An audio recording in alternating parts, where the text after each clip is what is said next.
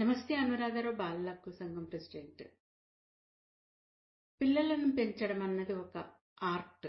అది ఏ ఇన్స్టిట్యూషన్లకు వెళ్ళి నేర్చుకునేది కాదు, ఎవరి దగ్గరనో ట్రైనింగ్ అయ్యేది కాదు. ఏ మదర్ వాళ్ళు స్వతగా తెలుసుకొని పిల్లలను అర్థం చేసుకుంటూ పెంచడం. పసితనంలో వాళ్ళ మనసుల్లో ఏది పడితే అది భవిష్యత్తుకు వాళ్ళ పునాది వేసినట్టుగా. అంటే మీరు మంచి నేర్పిస్తే మంచి పౌరులుగా వస్తారు. లేదా కోపం చేస్తూ, తిడుతూ, కొడుతూ పెంచితే వాళ్ళు కూడా అంతే అగ్రెసివ్గా పెరుగుతారు. వాళ్ళ మనసుల్లో ఏది చిన్నతనంలో వేస్తామో అదే ఉంటుంది భవిష్యత్తులో. పరిస్థితులకు అనుకూలంగా ఏదైనా సమస్య వస్తే ఎదుర్కొనే విధంగా పిల్లలను పెంచాలి. సాధారణంగా పిల్లలు తినకపోతే భయపెట్టిస్తుంటారు. బూచాడొస్తాడు పట్టుకెళ్తాడు, లేదా కుక్కకు పట్టిస్తానో, లేకుంటే ఇంకేదో పక్క వాళ్ళకి పట్టిస్తానో ఒక అపరిచితుడిని అక్కడ క్రియేట్ చేస్తారు. తినకపోతే అమ్మ పాపం నిజంగానే వస్తారేమో అని చెప్పేసి పిల్లలు గబగబా తినేస్తారు. ఆ నెగిటివ్ అన్నది వాళ్ళ మైండ్లో పడిపోతుంది. అవసరం లేదు. మీరు హ్యాపీగా వాళ్ళతో మాట్లాడుతూ లేదా ఏదైనా కథ చెప్తూ కూడా తినిపించవచ్చు, ఇంకేదైనా చేస్తూ తినిపించవచ్చు. కాకపోతే ఫోన్ ఇవ్వటం కానీ, టీవీ ముందర కూర్చోబెట్టడం కానీ చెయ్యకూడదు. తర్వాత కొంత ఏజ్ అంటే అర్థం చేసుకునే ఏజ్లో పక్క వాళ్ళతో పోలుస్తుంటారు. ఆ పిల్లలు చూడు కామ్గా ఆడుకుంటారు, నువ్వేంటి ఇంత అల్లరి చేస్తున్నావు, నీకు అసలు మేనర్స్ లేదు అన్నట్టుగా కోపం చేస్తుంటారు. అది కాదు. పక్క వాళ్ళతో ఎప్పుడూ పోల్చొద్దు. చదువులో అయినా, ఇంకే విషయంలో అయినా పక్క పిల్లలతో అస్సలు పోల్చొద్దు. నెగిటివ్ మైండ్లోకి వెళ్ళిపోతారు.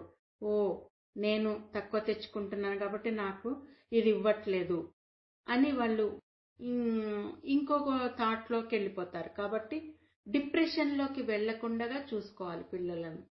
మనం ఏదన్నా అడిగితే సమాధానం చెప్పారు. ఇంకప్పుడు వాళ్ళ మైండ్లో అదే ఉంటుంది, నేను అట్లాగా, నేను ఇట్లాగా అనేసి. అవన్నీ పక్కకు పెట్టేయాలి. అతి జాగ్రత్త కూడా అస్సలొద్దు. అతి జాగ్రత్తగా పెంచినప్పుడు అయ్యో పట్టుకుంటే తగులుతుందేమో, ఇక్కడ ఆడితే పడతారేమో, లేకపోతే నడుస్తే పడతారేమో అని సున్నితంగా పెంచితే వాళ్ళు సున్నితంగా తయారవుతారు.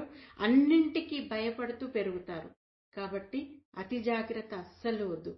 తర్వాత బయటికి తీసుకెళ్లి ఆడినప్పుడు స్వేచ్ఛగా ఆడనివ్వాలి.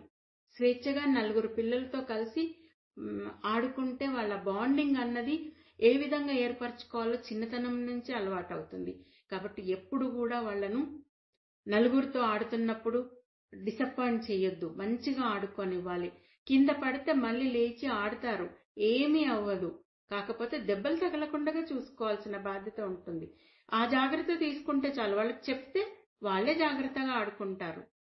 కాబట్టి బాగా బయట ఆడుకోనివ్వాలి. ఆరు బయట కానీ, లేదంటే పార్కులకు తీసుకెళ్లి కానీ పిల్లల్ని ఆడనివ్వాలి. అట్లాగే వాళ్ళకు ఫుడ్ కూడా మీరు పక్కన కూర్చోబెట్టి మీరు తినేటప్పుడే వాళ్ళకు కూడా ప్లేట్ పెట్టి తినమని చెప్పండి.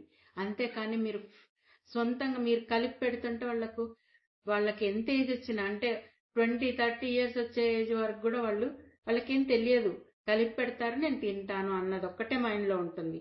అది కాదు. ఆహారం రుచి, రంగు, ఏదైనా తాగినప్పుడు ఆ నాలుకకు తెలియాలి. తెలిసినప్పుడు నాకు ఇది ఇంట్రెస్ట్, ఇది నేను ఇష్టంగా తినగలుగుతానని వాళ్ళకి మైండ్లో ఏర్పడుతుంది. అప్పుడు మంచిగా తీసుకోగలుగుతారు. సంపూర్ణ ఆహారం వాళ్ళకి అందుతుంది. పాలు కానీ, జ్యూస్ కానీ ఇచ్చినప్పుడు ఇష్టంగా తాగగలుగుతారు. అదే వాళ్ళను ఏదో మీరు స్పూన్ ఫీడింగ్ చేశారనుకోండి, జీవితాంతం అట్లాగే ఉంటారు. వాళ్ళకు దానిపైన ఇంట్రెస్ట్ కలగదు. కాబట్టి మీరు తింటప్పుడే పక్కన ప్లేట్ పెట్టి తినే హ్యాబిట్ చేస్తే స్కూల్కి వెళ్ళినప్పుడు కూడా ఇబ్బందులు ఎదుర్కోకుండా ఉంటారు. స్కూల్లో కూడా తీసుకొని బాక్స్ ఓపెన్ చేసి తినగలుగుతారు.